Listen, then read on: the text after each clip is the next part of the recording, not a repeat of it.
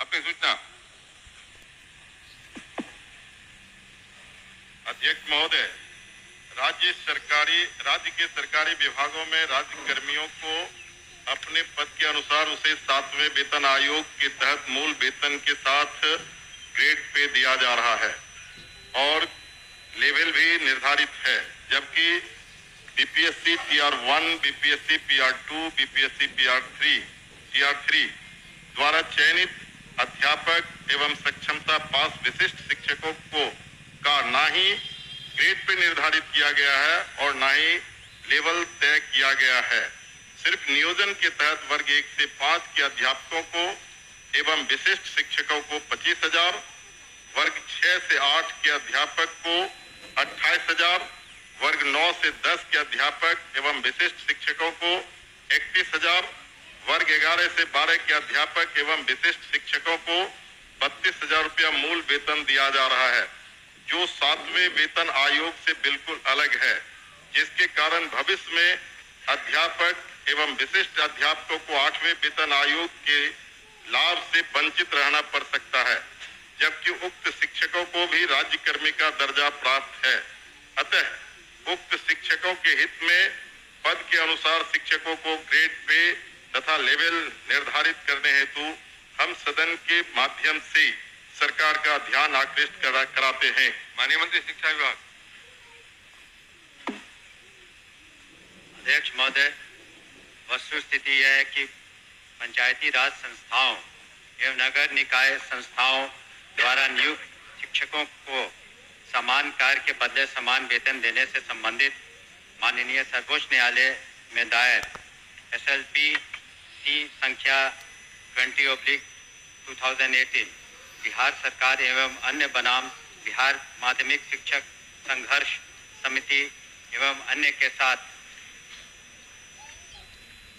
दिनांक 10/5/2019 को पारित आदेश, जिसमें माननीय उच्च न्यायालय के द्वारा समान कार्य के बदले समान वेतन देने हेतु पारित आदेश को निरस्त कर दिया गया है।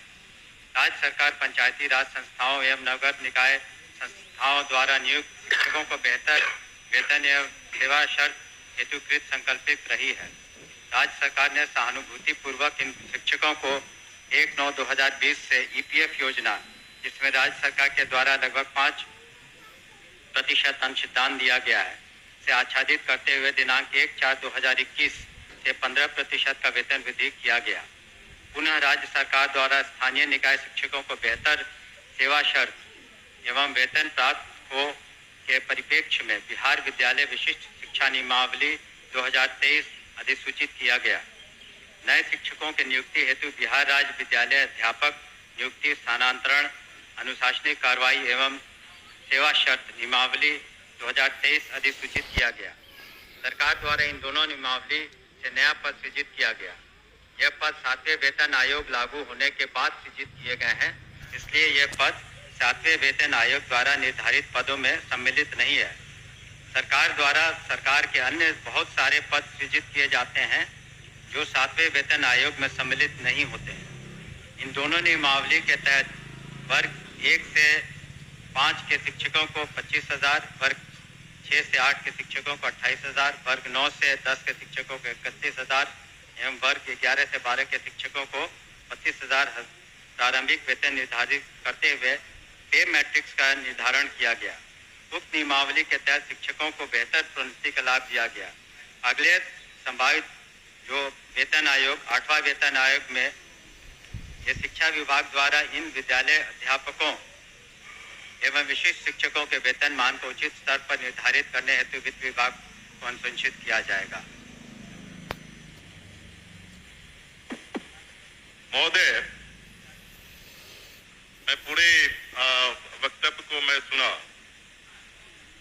सरकार बीपीएससी का एग्जामिनेशन लेकर के सरकार ने घोषणा किया कि वो राज्यकर्मी होंगे।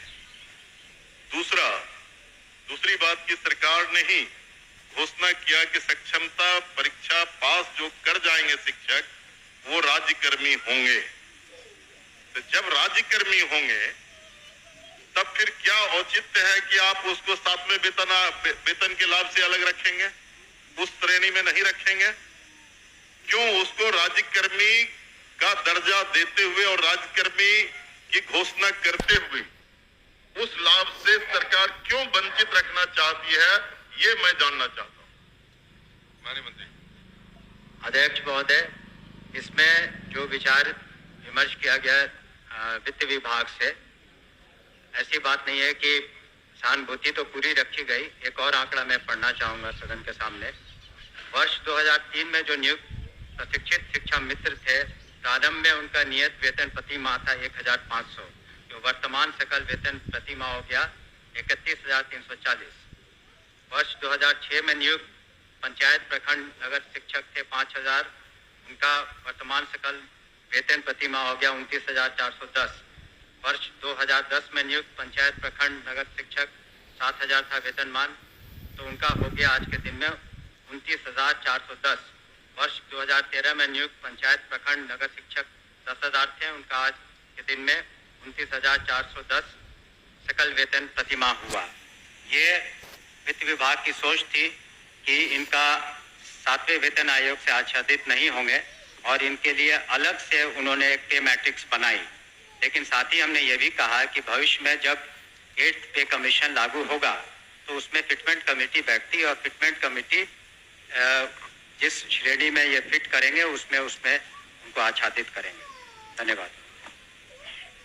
महोदय, जो सरकार के द्वारा वक्तव्य फिर दोबारा दिया गया, ये पुरानी बात को दोहराई गई कि जब कई नियोजन इकाई थी, आपने तय में उस तमाम नियोजन इकाई को भंग कर दिया। अब जिला स्तर पर नियोजन इकाई आपने गठित कर दिया, जितने जिला है उतने ही नियोजन इकाई है, और आपके फैसले से सरकार ने फैसला लिया कि अब तमाम जो पहली प्रक्रिया थी उसको हम समाप्त करते हैं और बीपीएससी से एग्जामिनेशन लेकर के हम शिक्षक को बहाल करेंगे और वो राज्यकर्मी होंगे।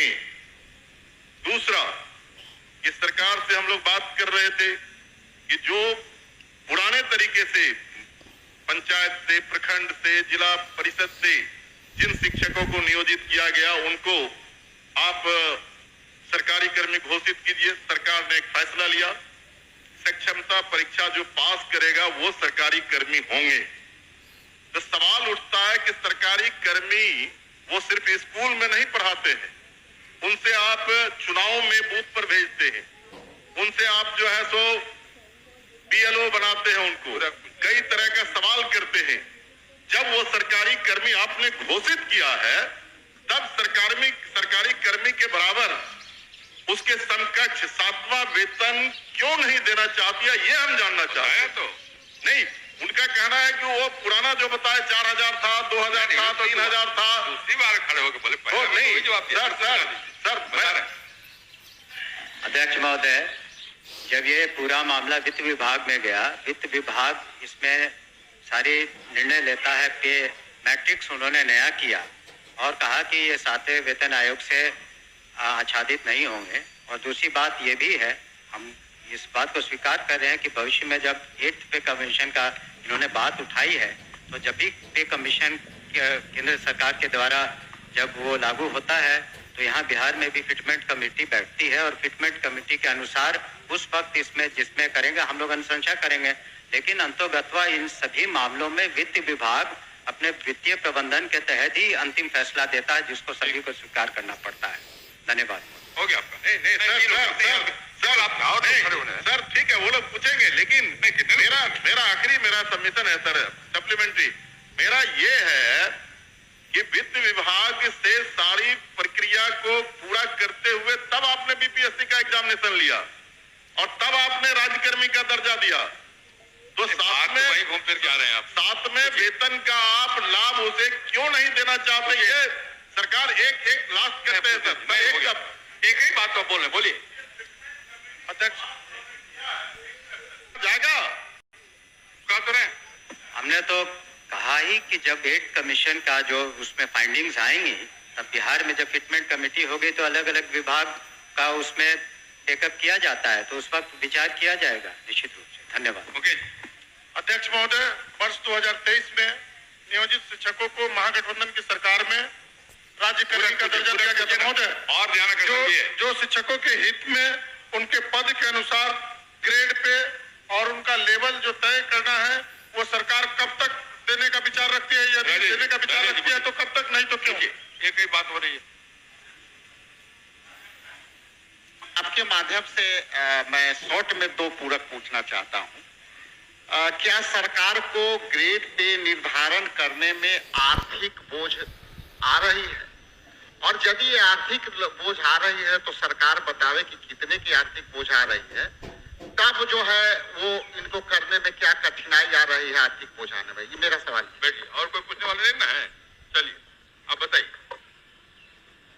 महोदय, ये तो जब ऐसे मामले वित्त विभाग में जाते हैं तो नीति निर्धारण और सारी समीक्षा वित्त विभाग करती है, तो वित्त विभाग का निर्णय सभी को मान्य होता है और इस पर क्या आंतरिक जो वित्तीय बोझ रहेगा सभी चीजों का कैलकुलेशन उन्होंने किया होगा, तभी इस तरह का उन्होंने इस निर्णय पर पहुंचे जिसके बारे में हमने सदन को अवगत किया।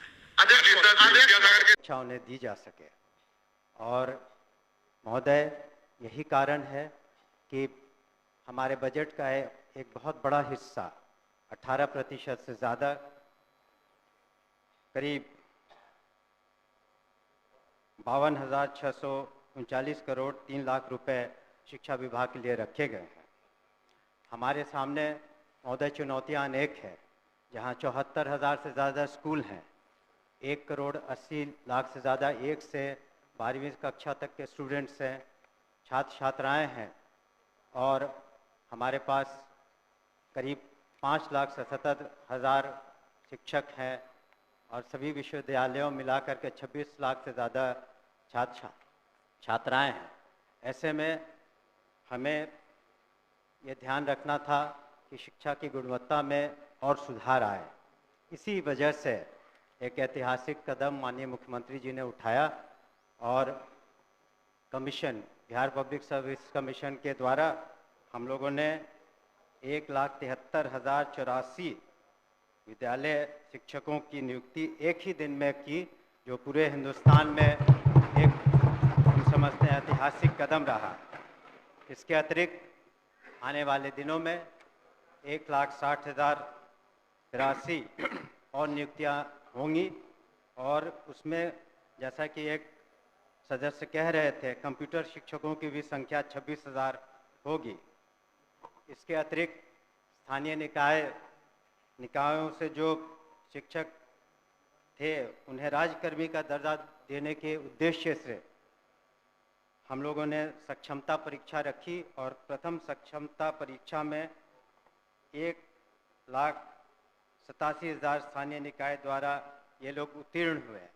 आगे चल के 85,000 से ज़्यादा लोग और परीक्षा दे रहे हैं, और हम लोगों ने यह ध्यान में रखा है कि जब नियमावली बनाएंगे उनकी सांतरण की, तो उसमें काफ़ी उदारता रखेंगे, खास करके महिलाओं के बारे में, और ख़ास करके असाध्य रोग या इस तरह के जो बीमारी से ग्रसित हैं या पति पत्नी हैं, तो उन लोगों का सांतरण में हम लोग विशेष ध्यान देंगे।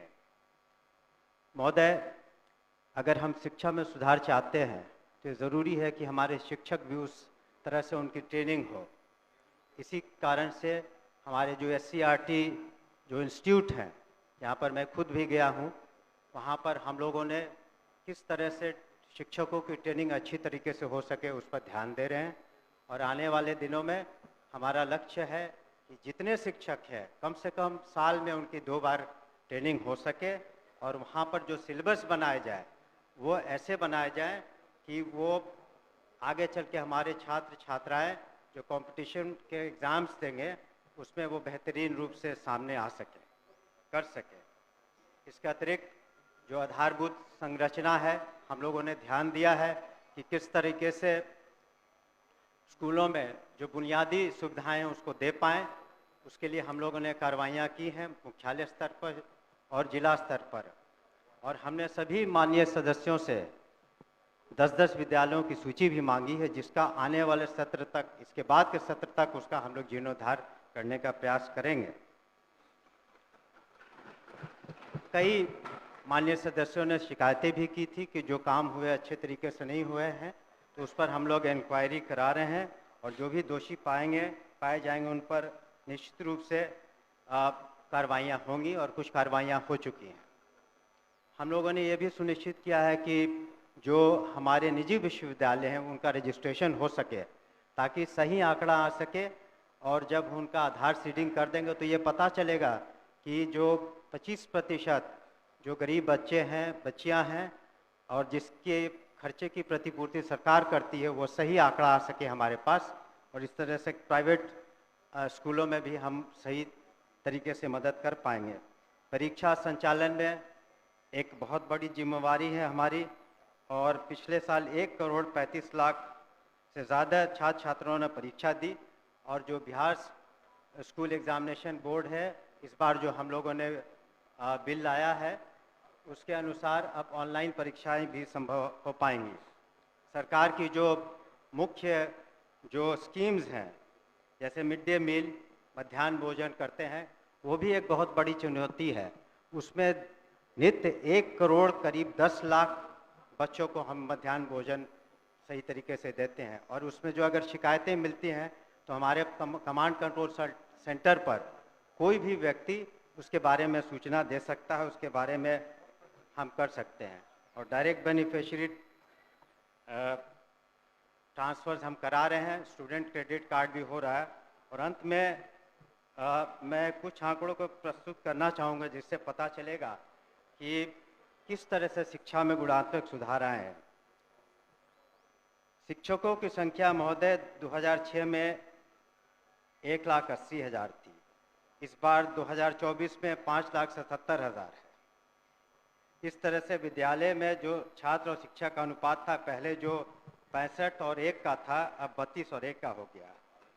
उसी तरह से साक्षरता दर में महिलाओं में पहले 33% थी, अब 74% हो गई है। आउट ऑफ स्कूल चिल्ड्रन जो है 1% से कम हो गए हैं, और बजट में 11 गुना से ज़्यादा वृद्धि हुई है। अतः मैं अपने शेष अब जो एक हमने कहाँ टाइम है